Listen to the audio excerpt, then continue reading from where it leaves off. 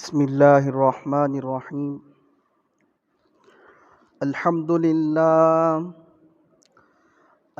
لله نحمده ونستعينه ونستغفره ونؤمن به ونتوكل عليه ونعوذ بالله من شرور أنفسنا ومن سيئات أعمالنا. من يهده الله فلا مضل له ومن يضلله فلا هادي له. ونشهد أن لا إله إلا الله وحده لا شريك له. ونشهد أن سيدنا وسندنا ومولانا محمدًا عبده ورسوله. أما بعد فأعوذ بالله من الشيطان الرجيم. بسم الله الرحمن الرحيم. فسيكفيكهم الله وهو السميع العليم. صدق الله العظيم. عن ابن عباس رضي الله عنهما قال قال رسول الله صلى الله عليه وسلم لما أسلم عمر فأتاني جبريل فقال قد استبشر أهل السماء بإسلام عمر أو كما قال عليه الصلاة والسلام.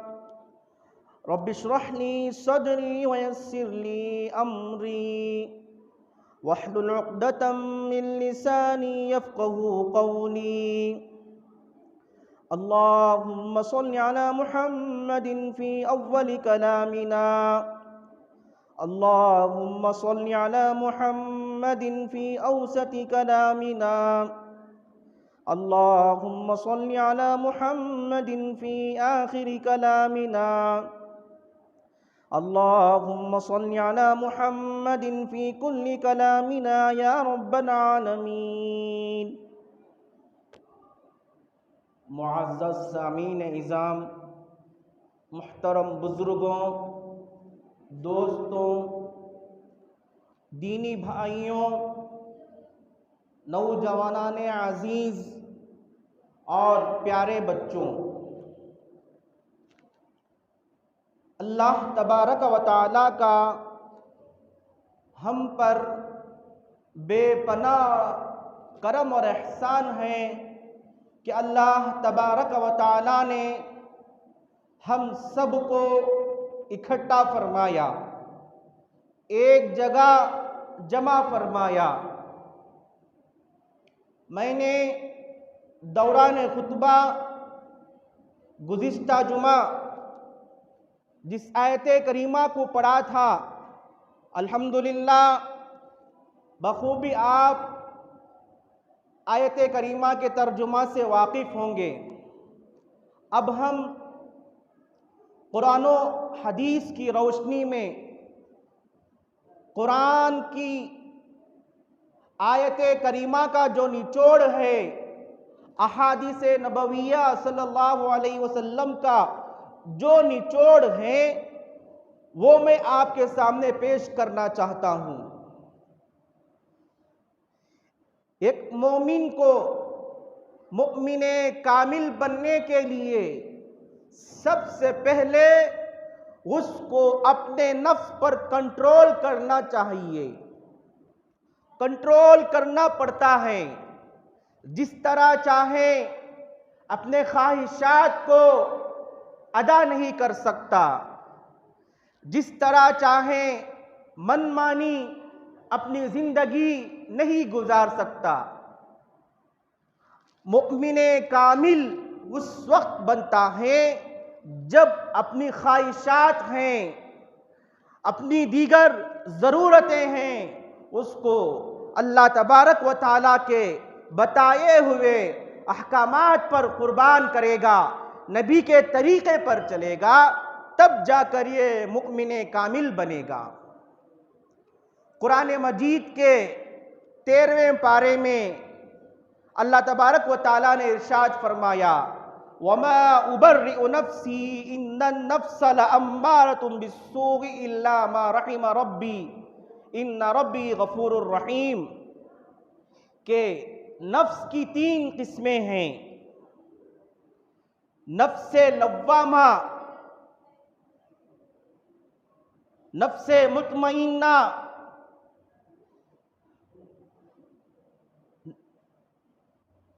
اور ایک قسم ذہن سے نکل رہی ہے۔ اب ہم نفس لوامہ کسے کہتے ہیں اس کی طرف آئیں۔ نفس لوامہ وہ چیز ہے جس میں انسان غلطی کرتا ہے اور غلط کاریوں کا اس کو احساس بھی نہیں ہوتا۔ نمبر 3 پر نفس مطمئنہ، یہ ایسا نفس ہے جو آدمی کو صراط مستقیم پر چلاتا ہے، آدمی کو صحابہ کے راستے پر چلاتا ہے، آدمی کو حق کا راستہ کون سا، باطل کا راستہ کون سا، صحابہ کا راستہ کون سا، قرآن کا راستہ کون سا، شریعت کا راستہ کون سا، اولیاء کا راستہ کون سا، نفس مطمئنہ ہی ہمیں رہبری کرتا ہے۔ اگر کوئی شخص جس کو اللہ تبارک و تعالی نفس مطمئنہ عطا کر دیں، سمجھیے وہ انسان کامیاب ہے۔ کسی نے حضرت بایزید بسطامی رحمت اللہ علیہ سے پوچھا، کہا کہ حضرت بایزید بسطامی وہ ہیں جو ایک امیر نے بادشاہ کی مجلس میں کہا تھا، جس کسی نے من رعا بایزید فہدا، جس کسی نے بایزید کو دیکھا وہ راہیاب ہو گیا۔ بادشاہ جو تھا اس نے کہا، کیا بایزید کا مرتبہ آقا صلی اللہ علیہ وسلم سے بڑھ کر ہے؟ جبکہ آقا کے چچا ابو جہل تھے، ابو لہب تھے، انہوں نے آپ صلی اللہ علیہ وسلم کو جانا، لیکن کیا ان کا مرتبہ آقا سے بڑھ کر ہے؟ تو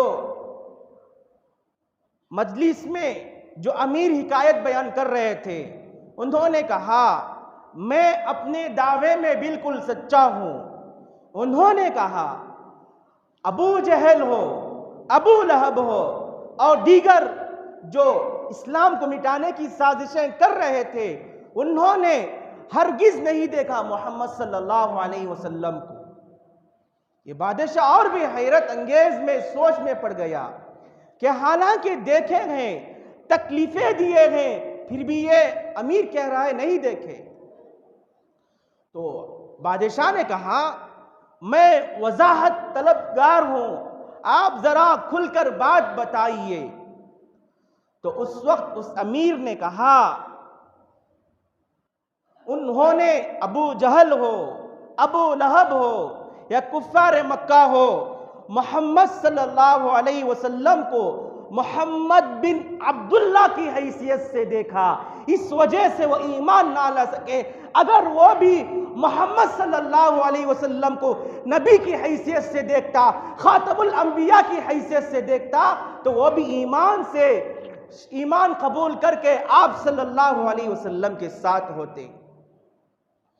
درمیان میں یہ بات آ گئی، کسی نے حضرت بایزید بسطامی سے پوچھا، حضرت بتائیے عبد اور معبود کے درمیان کتنا فاصلہ ہے؟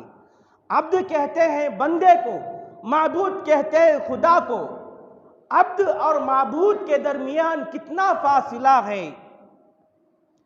حضرت بایزید بسطامی رحمت اللہ علیہ نے کہا، بندہ ایک قدم اپنے خواہشات جو ہیں اس پر پیر رکھ دے، دوسرا قدم اللہ تبارک و تعالیٰ کے دربار میں ہوگا۔ تو دوستوں، ہماری جو خواہشات ہیں، ہماری جو تمنائیں ہیں، سب سے پہلے اللہ تبارک و تعالیٰ کا حق ہے، اس کے بعد ہماری خواہشات ہیں۔ خواہشات بھی ایسی ہو جو ہمیں اسلام نے طریقہ سکھایا، جو ہمیں صحابہ نے طریقہ سکھایا، جو قرآن و شریعت کا نچوڑ ہو، ایسی خواہشات ہمارے اندر پیدا ہوں۔ حضرات، میں نے آپ سے گزشتہ جمعہ کہا تھا، داماد رسول حضرت سید عثمان بن عفان رضی اللہ عنہ کے تعلق سے عرض کروں گا۔ حضرت عثمان رضی اللہ عنہ، ان کا نام عثمان، ان کے والد کا نام ابو عبداللہ، ان کی کنیت ابو عمر، ان کی والدہ کا نام عروہ تھا۔ تفصیل میں گئے بغیر میں واقعے کی طرف آ رہا ہوں، بہت سارا مضمون پیش کرنا ہے۔ حضرت عثمان یہاں تک ہو گئے۔ حضرت عثمان رضی اللہ عنہ حضرت ابو بکر صدیق رضی اللہ عنہ کے بہت زیادہ مخلص دوست تھے۔ زمانے جاہلیت میں حضرت ابو بکر رضی اللہ عنہ کا عثمان رضی اللہ عنہ سے بہت گہرا تعلق تھا۔ ایک دن ایسا ہوا، حضرت عثمان رضی اللہ عنہ اپنا سارا وقت قربان کر کے حضرت ابو بکر رضی اللہ عنہ کے پاس آئے اور کہا، اے ابو بکر، مجھے بتاؤ اسلام کیا ہے؟ حضرت ابو بکر صدیق رضی اللہ عنہ اس زمانے کے اعتبار سے ان کی جو باتیں تھیں، کہیں کسی کو نہیں ستانا، اسلام سچائی کا مذہب ہے، بالآخر ساری تفصیل بتائی۔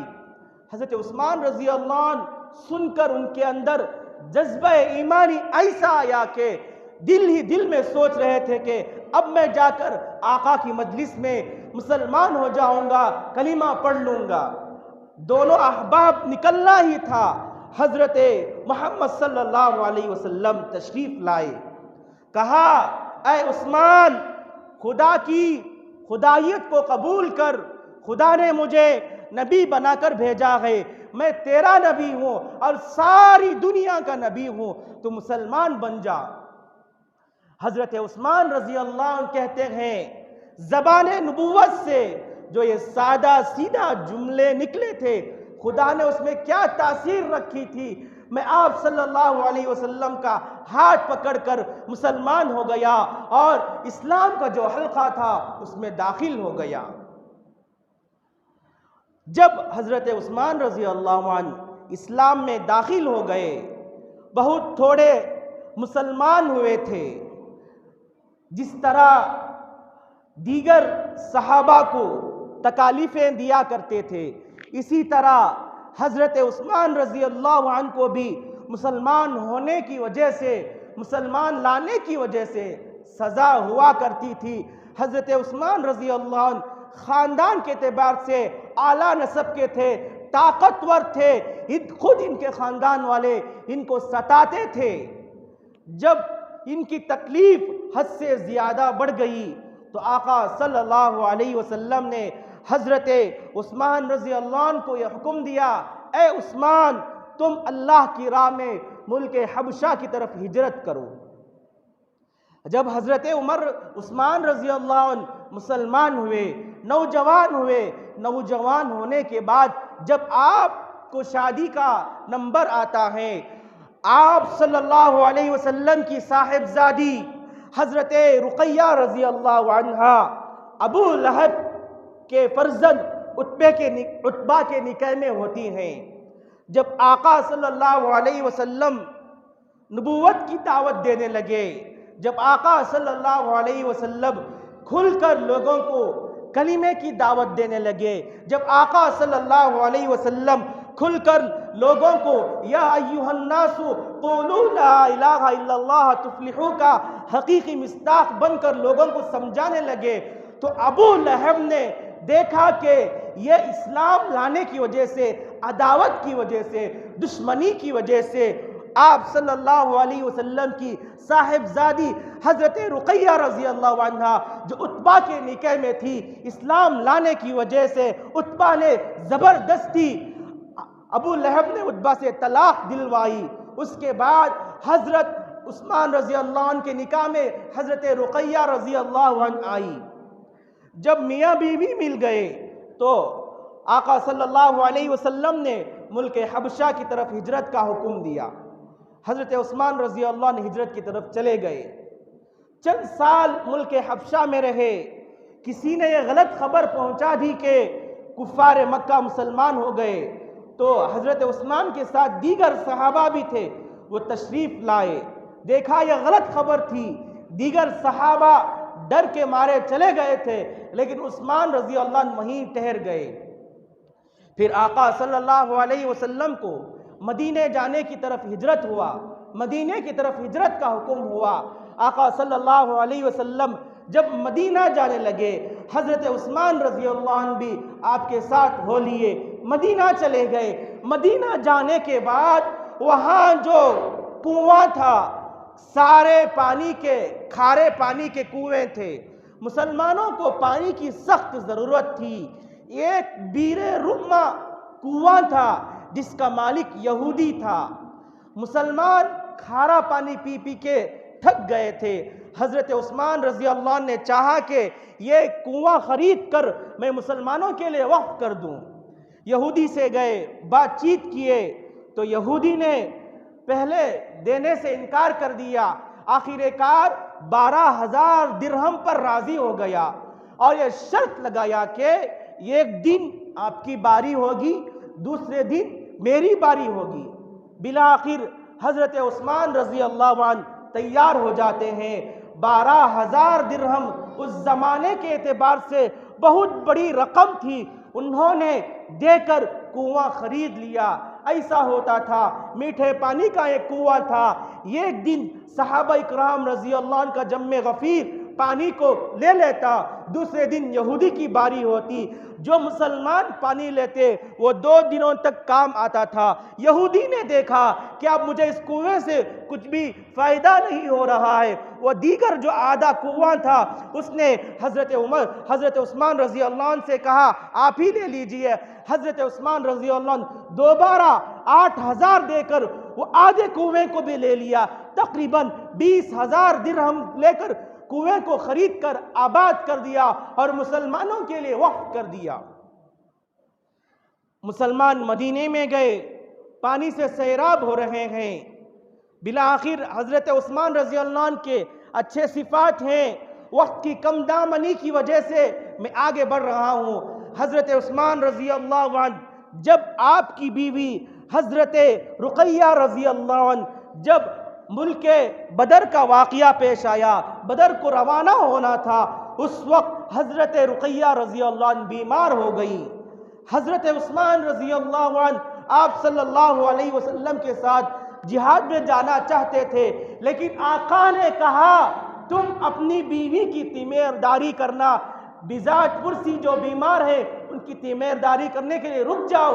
حضرت عثمان وہیں رک گئے۔ چند دنوں کے بعد ایسا ہوا، حضرت رقیہ رضی اللہ عنہ تعالیٰ کی موت ہو گئی۔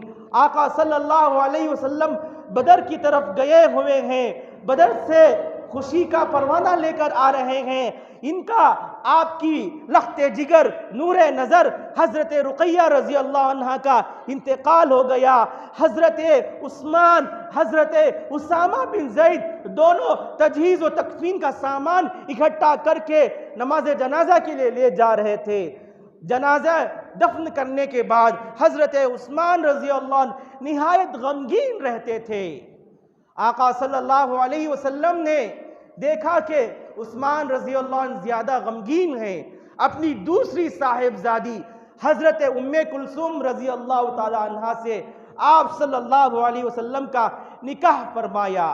حضرت ام کلثوم رضی اللہ عنہ بھی زیادہ دیر آپ کے نکاح میں نہ رہی، انتقال ہو جاتا ہے۔ پھر حضرت عثمان رضی اللہ عنہ نہایت افسردہ ہو جاتے ہیں، غمگین ہو جاتے ہیں۔ آقا صلی اللہ علیہ وسلم نے کہا اے عثمان، اگر میری تیسری بیٹی ہوتی وہ بھی تیری خدمت میں پیش کر دیتا۔ ذرا آپ اندازہ لگائیں پیارے بھائیوں، عثمان رضی اللہ عنہ کے پاس آقا صلی اللہ علیہ وسلم اتنے محبوب کیوں ہو رہے ہیں؟ بالآخر حضرت عثمان رضی اللہ عنہ کا تیسرا نکاح ہوا۔ حضرت عثمان رضی اللہ عنہ کی یہ عادت تھی کہ زمانے جاہلیت میں جو لوگ شریر قسم کے تھے، بدماش قسم کے تھے، ان سے آپ کا تعلق نہ تھا، کبھی بھی آپ ان سے میل جول نہ رکھتے تھے۔ آقا کی صحبت نے ان کو اور چمکا دیا۔ آقا صلی اللہ علیہ وسلم کے اتنے قریب ہو گئے کہ حضور صلی اللہ علیہ وسلم کی سنتوں پر عمل پیرا ہوتے۔ جب آقا کا انتقال ہو گیا، حضرت عثمان رضی اللہ عنہ وضو کرتے کرتے مسکرائے۔ لوگوں نے پوچھا، اے عثمان کیوں مسکرا رہے ہو؟ حضرت عثمان نے کہا، آقا صلی اللہ علیہ وسلم جب باحیات تھے وضو کرتے کرتے مسکرائے، اس وجہ سے میں مسکرایا۔ ایک مرتبہ مسجد نبوی کے صحن میں حضور صلی اللہ علیہ وسلم بکری کا گوشت منگا کر کھاتے ہیں۔ حضرت عثمان رضی اللہ عنہ بھی منگا کر کھایا۔ لوگوں کے پوچھنے پر کہا، آقا کے کھانے پر میں نے کھایا۔ بہت محبت تھی حضرت عثمان رضی اللہ عنہ کو۔ بالآخر دوستو، حضرت عثمان رضی اللہ عنہ اتنے نیک تھے، اتنے صالح تھے کہ جب بھی جمعہ آتا، ہر ایک جمعہ کو ایک ایک غلام آزاد کرتے۔ اگر کسی جمعہ کسی غلام کو آزاد کرنے سے رہ جاتے، یاد نہیں آتا، تو اگلی جمعہ 2 غلام آزاد کرتے۔ صدقہ خیرات جتنا ہوتا اتنا زیادہ کرتے تھے۔ سن 6 ہجری کا واقعہ ہے دوستوں۔ حضرت آقا صلی اللہ علیہ وسلم یہ خواب دیکھتے ہیں کہ آپ صلی اللہ علیہ وسلم صحابہ کے ساتھ بیت اللہ کا طواف کر رہے ہیں۔ جب آقا بیدار ہوئے، صحابہ سے کہا، کیونکہ ہجرت کر کے چلے گئے تھے مکہ سے، تو حضور صلی اللہ علیہ وسلم نے صحابہ سے کہا، میں نے اس طرح کا واقعہ دیکھا ہے، چلو اسی سال ہم حج کے لیے روانہ ہوتے ہیں۔ جب سارے لوگوں نے ایک صحابہ کا ایک جنب غفیر صحیح روایات کے مطابق، اس کے تعداد کے مطابق جو احادیث میں ذکر کیا گیا ہے، 1400 افراد، 1400 1500 2 قول ذکر کیے گئے ہیں۔ بہرحال یہ 1500 کا مجمع جب بیت اللہ کے طواف کے لیے نکلتا ہے، کافر روک لیتے ہیں۔ آپ صلی اللہ علیہ وسلم صحابہ اکرام رضی اللہ تعالی علیہ مجمعین کے مشورے سے حضرت عثمان رضی اللہ عنہ کو سفیر بنا کر بھیجتے ہیں۔ کہتے ہیں، جا کر کہو مکے والوں سے، ہم جو آئے ہیں لڑنے کی نیت سے نہیں آئے، ہم بیت اللہ کا طواف کرنے آئے ہیں۔ حضرت عثمان رضی اللہ عنہ یہاں سے روانہ ہوتے ہیں۔ منافقین نے یہ خبر پھیلا دی کہ عثمان تو بیت اللہ کا طواف کریں گے، چاہے کفار اجازت دے یا نہ دے۔ جب یہ بات آقا صلی اللہ علیہ وسلم کو پہنچی تو آقا نے کہا، ناممکن ہے، عثمان اس طرح نہیں کریں گے۔ ادھر جب آپ مکہ پہنچ گئے، ابو سفیان سے کہا، میں آقا صلی اللہ علیہ وسلم کا ایک خط لے کر آیا ہوں۔ آقا نے کہا کہ سارے لوگ مل کر حج کرنا چاہتے ہیں، ہم لڑنے کے لیے نہیں آئے۔ ابو سفیان نے کہا، اے عثمان، میں چاہا تو اگر تم ایک آدمی کو، صرف تم کو حج کرنے کی اجازت دوں گا، ورنہ یہ یقینی بات ہے کہ تمہارے نبی کو حج کرنے کی توفیق نہیں دوں گا، ان کو نہیں بلاؤں گا۔ حضرت عثمان بے ساختہ کہے، اگر نبی صلی اللہ علیہ وسلم حج ادا نہیں کیے تو میں بھی نہیں کروں گا۔ یہ سننا تھا۔ ابو سفیان غصے میں آیا، حضرت عثمان کو اور جو حضرت عثمان کے ساتھ 10 صحابہ تھے ان کو قید کر لیا، اور منافقین نے یہ خبر پہنچائی کہ حضرت عثمان رضی اللہ عنہ کے ساتھ 10 صحابہ شہید ہو گئے۔ جب آقا صلی اللہ علیہ وسلم کو یہ بات پہنچی تو آقا صلی اللہ علیہ وسلم حدیبیہ کے میدان میں آئے، آ کر ایک بیعت کی، صحابہ اکرام کو جمع کیا، حضرت عثمان کے موت کا بدلہ لینے کے لیے صحابہ سے بیعت کیا، خود اپنے ہاتھ کو حضرت عثمان کا ہاتھ قرار دے کر بیعت دینے لگے، کہا کہ جب تک ہم عثمان کی موت کا بدلہ نہ لے چین سے نہ بیٹھیں گے۔ بعد میں خبر معلوم ہوئی کہ یہ غلط خبر تھی، حضرت عثمان رضی اللہ عنہ کو قتل نہیں کیا گیا۔ تو آقا صلی اللہ علیہ وسلم نے لوگوں کو حکم دیا، صحابہ کو حکم دیا، کفار کے لوگوں کو قید کر لیا جائے۔ بالآخر صحابہ اکرام کفار کے لوگوں کو قید کر لیتے ہیں۔ بعد میں سرداران مکہ کو یہ بات پہنچتی ہے کہ ان کے آدمیوں کو آقا صلی اللہ علیہ وسلم کا گروہ پکڑا ہوا ہے۔ بالآخر مجبور ہو کر حضرت عثمان رضی اللہ عنہ کو چھوڑ دیتے ہیں۔ حضرت عثمان رضی اللہ عنہ آ جاتے ہیں دوستوں۔ حضرت عثمان رضی اللہ عنہ، اللہ اکبر، میں کیا بتاؤں دوستوں، اتنے نرم مزاج کے تھے، اگر کوئی جنازہ جاتا تو دیکھ کر روتے روتے اتنا روتے کہ آنکھوں سے نکلا ہوا پانی داڑھی مبارک بھیگ جاتی تھی۔ حضرت عثمان رضی اللہ عنہ سے کسی نے کہا، اے عثمان رضی اللہ عنہ، جب آپ کے سامنے جنت کا تذکرہ ہوتا ہے، دوزخ کا تذکرہ ہوتا ہے، آپ اتنا نہیں روتے کہ آپ کے سامنے کوئی جنازہ چلا جائے یا کسی قبرستان سے چلا جائے، آپ اتنا کیوں روتے ہیں؟ داماد رسول حضرت عثمان رضی اللہ عنہ نے کہا، میرے اور آپ کے آقا ساقی کوثر، شافی محشر، تاجدار بطحہ، احمد مجتبی، محمد عربی صلی اللہ علیہ وسلم نے کہا، قبر آخرت کی منزلوں میں سے پہلی منزل ہے، اگر بندہ پہلی منزل میں کامیاب ہو گیا، اس کی بعد کی جتنی منزلیں ہیں وہ آسانی سے پار ہو جائے گا۔ قبر کی یہ حالت کو دیکھ کر حضرت عثمان رضی اللہ عنہ زار و قطار روتے تھے۔ میرے بھائیوں، آج ہمارا کیا حال ہے؟ آج ہم قبرستان میں جاتے ہیں، قبرستان میں جانے کے بعد بھی ہمارے دل نرم نہیں ہوتے۔ میرے بھائیوں، صحابہ کے واقعات کو پڑھو، شریعت کے طرف آؤ، صحابہ نے جو ہمیں تعلیمات دی اس پر چلو، شریعت کا راستہ کون سا ہے اس پر چلو، اللہ تعالیٰ کے جو قوانین ہیں اس پر چلو، آپ کا دل نرم ہو جائے گا۔ بالآخر دوستو، وقت کی کم دامنی کی بنا پر میں حضرت عثمان رضی اللہ عنہ کا واقعہ بتا کر اپنی بات کو ختم کر لوں گا کہ حضرت عثمان رضی اللہ عنہ کا جو محل تھا، 40 دن تک کفار، فاسقین، باغی لوگ نے محل کو گھیر لیا۔ حضرت عثمان رضی اللہ عنہ 40 دن تک محل سے باہر نہیں آئے، نہ مسجد میں نماز ادا کرنے کے لیے آتے تھے۔ آپ 40 دن تک اسی طرح رہ گئے۔ 40 دن کی مدت میں آپ خواب بھی دیکھتے ہیں۔ آقا صلی اللہ علیہ وسلم کہتے ہیں، اے عثمان، کیا لوگوں نے تم کو محاصرہ کر لیا؟ حضرت عثمان نے کہا، ہاں جی ہاں، محاصرہ کر لیا۔ حضرت عثمان سے کہا، اے عثمان، کیا لوگوں نے تمہارا پانی بند کیا؟ حضرت عثمان نے کہا، ہاں، پانی بند کر دیا۔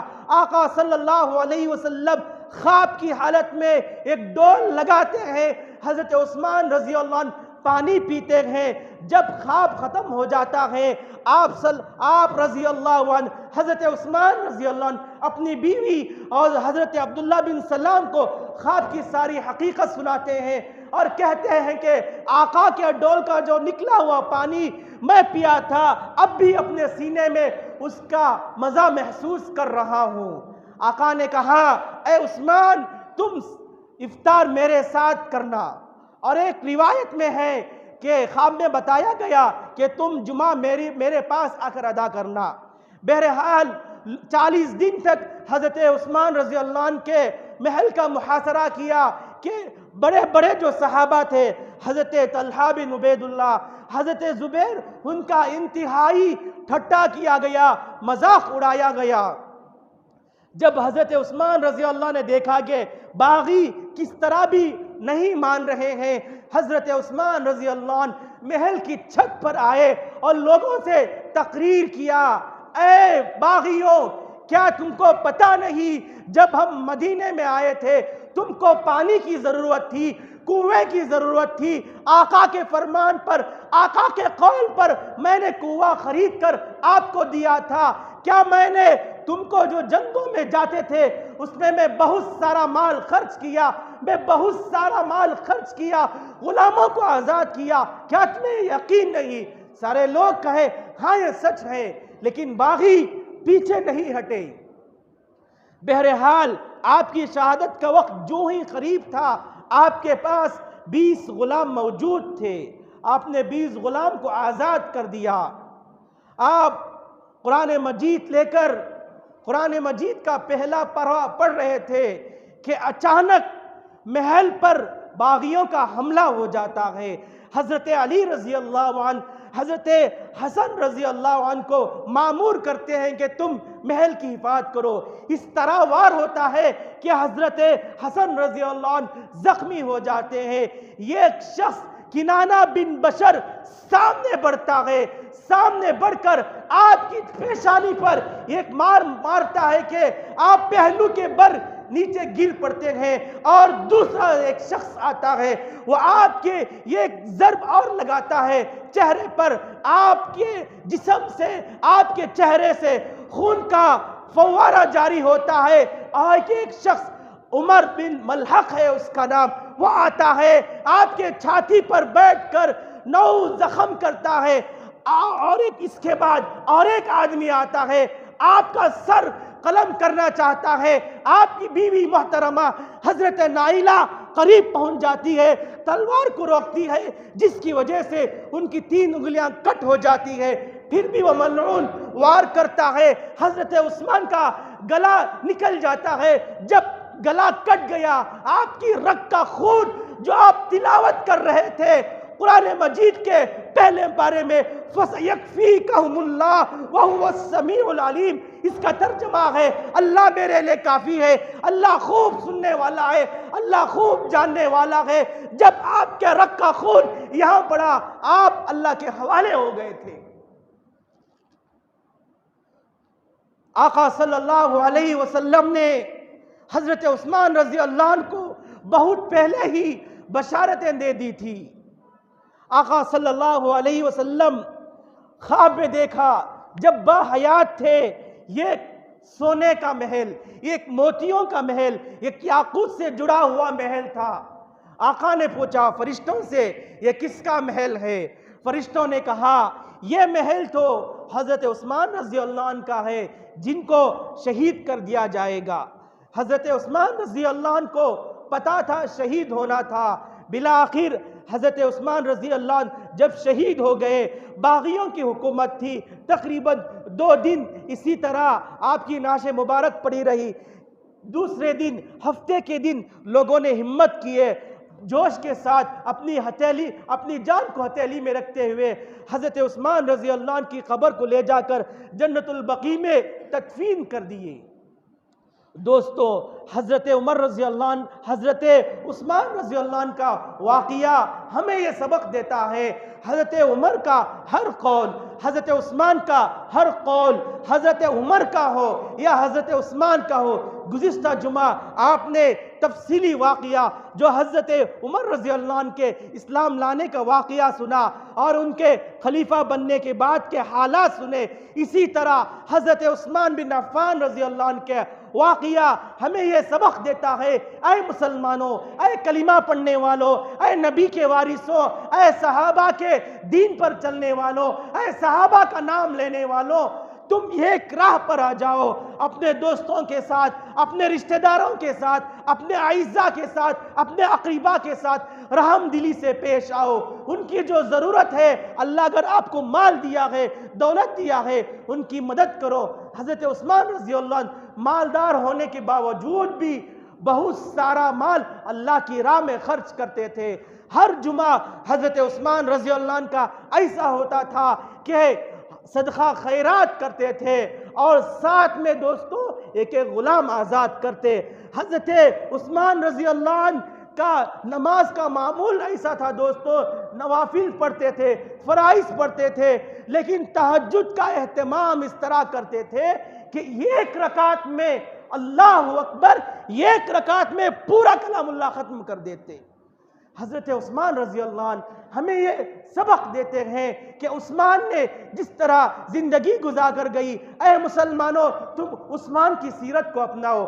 آقا نے فرمایا جس کسی نے بھی میرے نبی کی، میرے صحابہ کی اقتداء کرے گا وہ راہیاب ہو جائے گا، وہ کامیاب ہو جائے گا۔ حضرت عثمان رضی اللہ عنہ بہت بڑے رحم دل تھے، سخی مزاج تھے۔ میرے بھائیوں آپ بھی رحم دل بنو، سخی مزاج بنو۔ اسلام کے اعتبار سے جس طرح خلیفہ دوم حضرت عمر فاروق رضی اللہ عنہ آگے رہتے، آپ بھی اسلام کے لیے آگے بڑھیں۔ جب مال کی باری آئے گی، جب دولت کی باری آئے گی، جب صدقے کی باری آئے گی، خیرات کی باری آئے گی، حضرت داماد رسول عثمان بن عفان کی سیرت کو پڑھو۔ ہمیں یہ دو خلیفہ جن کا میں تذکرہ کیا، صحیح طور سے ان کی سیرت بیان نہیں کیا، وقت کی کم دامنی کی وجہ سے تھوڑا عرض کیا۔ انشاءاللہ اگر دوبارہ موقع ملے گا انشاءاللہ اس سے بہتر انداز میں پیش کریں گے۔ آنے والا جو جمعہ ہے انشاءاللہ یوم آزادی کے تعلق سے دوستو آپ کے سامنے پیش کیا جائے گا کہ کس طرح مسلمانوں نے اس ہندوستان کو آزاد کیا، کہ جب کافروں کا دور تھا، انگریزوں کا دور تھا، کہ اس زمانے میں مسلمانوں کے کئی ایسے جنازے تھے کہ ان کے جنازے ایسے ہی پڑے رہتے تھے، یا تو ان کو جلا دیا جاتا یا چھوڑ دیا جاتا۔ کافر ہو، انگریز ہو، اتنا سخت گیر حکم لگائے تھے کہ اگر کوئی ان کی نمازیں کی جناز پڑھائے گا ان کو قتل کر دیا جائے گا۔ حضرت حسین احمد مدنی رحمت اللہ علیہ کا وہ قافلہ، حجت الاسلام حضرت مولانا محمد قاسم نانوتوی رحمت اللہ علیہ کا وہ حیرت انگیز واقعہ، علماء دیوبند کی قربانیاں، مالٹا کی قربانیاں انشاءاللہ آپ کے سامنے اگلی جمعہ عرض گزار ہوں گا۔ آج ہمیں ہمارے مسلمانوں کے تعلق سے ہمارے اکابر، ہمارے اولیاء جو تھے ان کے طریقے پر، ان کے راہ پر چلنا چاہیے دوستو۔ انشاءاللہ آپ کے سامنے شیر ہندوستان حضرت ٹیپو سلطان شہید رحمت اللہ علیہ کا بھی ذکر کیا جائے گا کہ ہمارے بادشاہ کس طرح رحم دل تھے۔ آپ ان واقعات کو پڑھ کر، آپ ہمارے صحابہ کے واقعات کو پڑھ کر، آپ ہمارے جو خلیفہ تھے ان کے واقعات کو پڑھ کر اپنے ایمان کو منور کریں، اپنے ایمان کو مضبوط کریں۔ انشاءاللہ ایک وقت ایسا آئے گا وَأَنْتُمُ الْأَعْلَوْنَ إِن كُنتُم مُؤْمِنِينَ، ساری دنیا اللہ آپ کے قدموں میں ڈال دے گا۔ قرآن مجید کی آیت ہے اگر تم مؤمن کامل بن جاؤ گے ساری دنیا آپ کے قدموں میں اللہ تبارک و تعالیٰ ڈال دے گا۔ آخر میں حضرت عثمان رضی اللہ عنہ کے تعلق سے ایک حدیث پیش کر کے اپنی بات کو ختم کروں گا۔ آقا صلی اللہ علیہ وسلم نے فرمایا میری امت میں سب سے زیادہ رحم دل، مشفق، مہربان حضرت ابوبکر صدیق رضی اللہ عنہ ہیں۔ دوسرے نمبر پر اسلام کے معاملے میں سخت قوانین لے کر آنے والے، اسلام کو نافذ کرنے والے خلیفہ دوم حضرت عمر بن خطاب رضی اللہ عنہ ہیں۔ تیسرے نمبر پر حیا میں سچے پکے، بہت زیادہ نرم دل حضرت عثمان بن خطاب رضی اللہ عنہ ہیں۔ یہ ایسے صحابہ جن کو جیتے جاگتے اللہ کے نبی صلی اللہ علیہ وسلم نے جنت کی خوشخبری دی۔ انشاءاللہ اگلی جمعہ اگر ہو سکا تو عشرہ مبشرہ کا بھی آپ کے سامنے تھوڑا سا ذکر کیا جائے گا۔ آمین وآخر دعوانا الحمدللہ رب العالمین۔ جو حضرات سنت نہیں پڑھے وہ سنت پڑھ لیں۔